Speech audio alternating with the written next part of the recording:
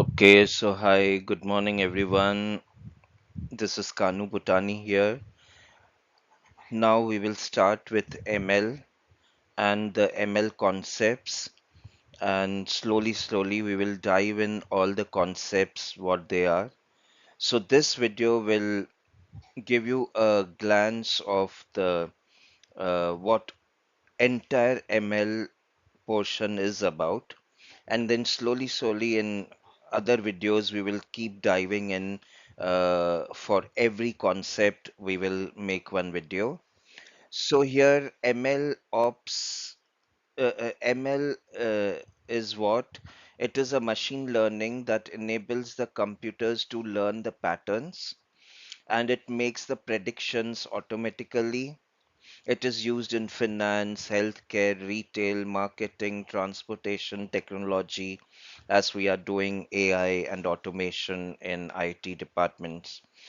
The concept actually began in 1950s, but it started evolving with the big data era, that when we had a humongous amount of data that time, and it is developed by data scientists, researchers, engineers, and global techs to improve the decision making, automation process, and uncover the hidden data insights. Now, since it's a humongous amount of data, so yes, we just can't do it manually. So the AI and machine learning comes into picture, where it dives inside and it gives the data insights and decision making.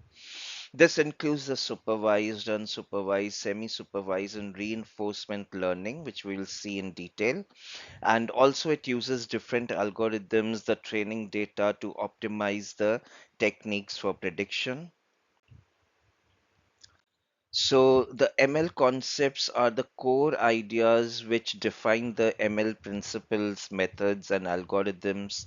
It is used in academia and industry projects, research labs, because ML is still going on improving and more research is required. So mostly the tech companies and researchers look into this, as we saw that it was started in 1950s, but in 21st century it is rapidly expanding, and it is used by statisticians, computer scientists, AI researchers to structure learning system to accurate efficiency and scalable predictions.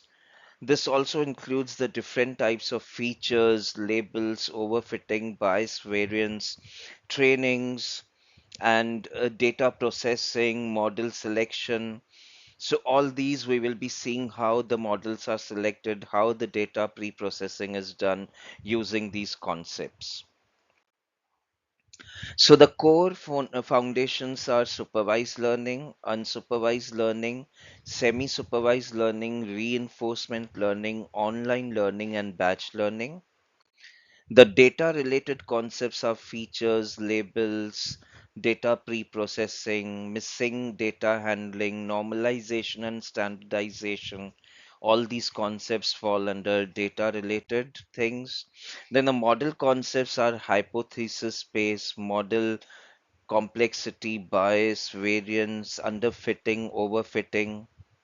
So the way we see that if the model is underfit and underlearned, that also is a problem. And if the model is overfit, that also is a problem. So how we can tackle that? Then algorithms and techniques, the linear, logistics, decision trees, random forest, boosting, bagging, SVM, K nearest, hidden clustering, neural networks, and deep learning. All we will see this. Then the training and evaluation, in this it comes training set, validation set, test, cross validation. You have to cross validate if it is anything is missing, or there is true positive or true negative, or false positive and false negative. So all that is calculated in this, the precision, the recall. And finally, the optimization concepts are gradient, learning rate, momentum, Adam, and early stopping. The advanced topics include transfer learning, bagging boosting, active learning, semi supervised learning, self supervised learning, the few shot and zero shot, which we see in prompt engineering. These learnings, how happen, and then explainable AI. You need to explain why you have to use AI and model interpretation. And then the practical considerations where the data leakage, the imbalance of data, the hyperparameter tuning of the data, the model deployment, the ML ops is the place where is the thing that we will see how the model is deployed, and then monitoring and maintenance of the data, this continuous learning, continuous deployment, continuous integration we will see over here. The DevOps concepts will come here, and the concept drift and the data drift will also be seen here. So that's it